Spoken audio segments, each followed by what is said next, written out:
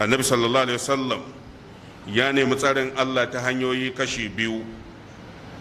Ya ce, Allahumma inni a'udhu bi ridaka min sakhatika, ya Allah ina neman tsari da yardanka kada ka yi fushi da ni, wa bi mu'afatika min uqubatika, ina neman tsari da yafewarka kada ka yi uquba gare ni. Shine al-Imam Bunawi ya ce tana yiwuwa kai ka ɗauka ka sami yardan Allah ta sashin hakkokin Allah, don haka duk wata farilla kana kokarin tsaye da ita, abinda duk ya shafi ibada kana kulawa da shi. Ana samun mutumin da zaka gani yana kokari ta wajen sallah, azumi, duk wani hakkin Allah, amma idan aka dawo hakkokin mutane fa ana kuka da shi, to kaga baka cimma yardan Allah ba.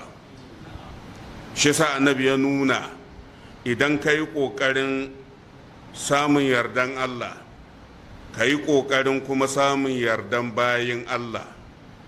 Idan baka dace da yardan bayin Allah ba, to za ka jawo makanka ukubar Allah. Shi ko Allah yana ukuba ne ga wanda bai yarda da shi ba.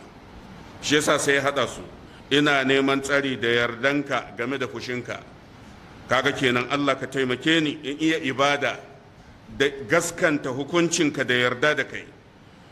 Wa bi mu'afatika min uqubatika, kuma ina neman tsarinka da yafewarka game da uquba, saboda ka kada ka kama ni da uquba akan abinda na samu gazawa ta sashin mu'amala.